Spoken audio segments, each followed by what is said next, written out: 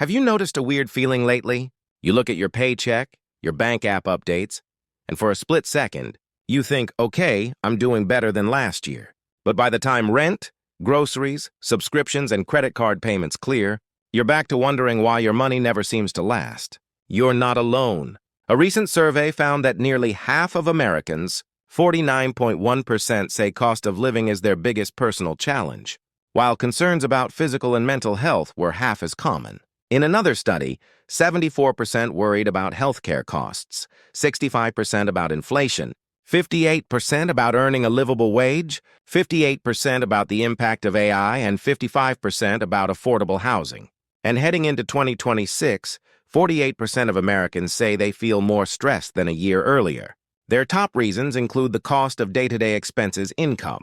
That's too low, lack of emergency savings, too much debt, high healthcare costs, and job insecurity. That's the world you and I woke up to today. It's also eerily similar to the one I knew 2.5 centuries ago. Hi, I'm Adam.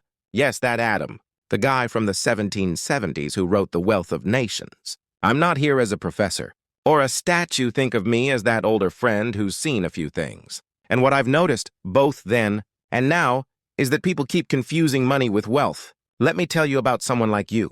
Let's call him Alex. Alex is 34, works 2 jobs, and still struggles to cover rent, groceries, and medical bills. He hears about AI taking over work and wonders if he will be replaced. He isn't lazy, he's tired. He does everything right, but still lies awake at night, worrying about the next emergency. Surveys say he's typical Americans today list inflation, healthcare costs, livable wages, and AI anxiety among their top worries. Nearly half say the rising cost of everyday life is their biggest personal challenge. And they're more financially stressed now than at the start of last year. 250 years ago, the anxiety felt different, but the mistake was the same. My neighbors hoarded gold and silver. They believed that coins were wealth. They thought that if they had more money, they were richer. But even then, people with plenty of money struggled to live well. They saved shiny metal while their houses crumbled. This led me to ask, what is money? In The Wealth of Nations, Book 2, Chapter 2, I wrote that the price of every commodity is made up of 3 parts: wages of labor, profits of stock, and rent of land. When you add up the price of all the goods and services produced in a year, it must break down the same way. But there's a catch. Just as landlords distinguish between gross rent and net rent, society must distinguish between gross revenue, the value of everything produced, and net revenue, what's left after we maintain our capital. Here's the key insight. Money is only one part of the capital a country needs, and it's the only part whose maintenance is an expense. Gold and silver coins require mining, minting, and guarding. Those activities consume labor and resources, yet produce nothing useful.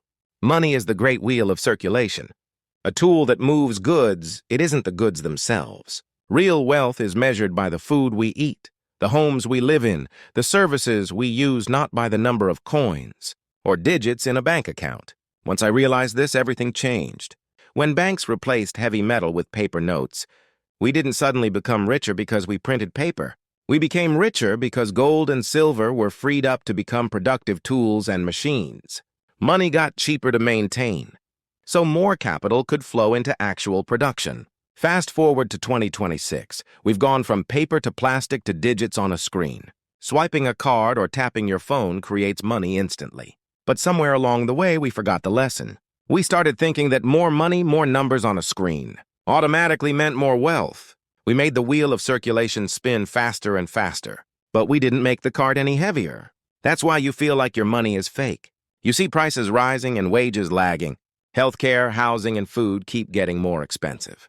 You work hard, yet you're told to be grateful because the nominal numbers look bigger. Meanwhile, debt piles up and job security feels fragile.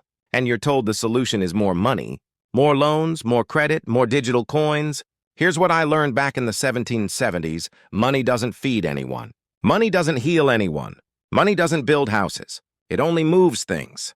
Real wealth comes from productive labor, from people who grow food, heal the sick, build homes, teach children, and create tools. If we devote a huge portion of our resources to maintaining money, whether it's gold, paper, or digital, we are shrinking the share available for real production.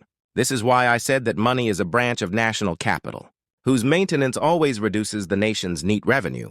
So when surveys show that healthcare costs, inflation, livable wages, AI, housing, and debt are the issues keeping Americans up at night, we should see them as symptoms of a deeper problem. We've allowed the wheel to matter more than the cargo. We debate monetary policy while ignoring wages, productivity, and accessible services. We celebrate financial innovation while neglecting the cost of living. I'm not saying money doesn't matter. Without roads, food rots in the fields. Without money, goods don't reach people. But roads aren't food. Money isn't wealth. When we free our minds from the illusion that money itself makes us rich, we can focus on what does: raising wages, reducing the cost of essentials, investing in health and education, supporting labor-saving tools, and sharing the surplus fairly. So the next time your banking app feels like it's playing tricks on you, remember what a friend from the 1770s learned: the numbers aren't your wealth. They're just the wheels. You deserve more than spinning wheels. You deserve a cart full of real goods and a life that feels secure.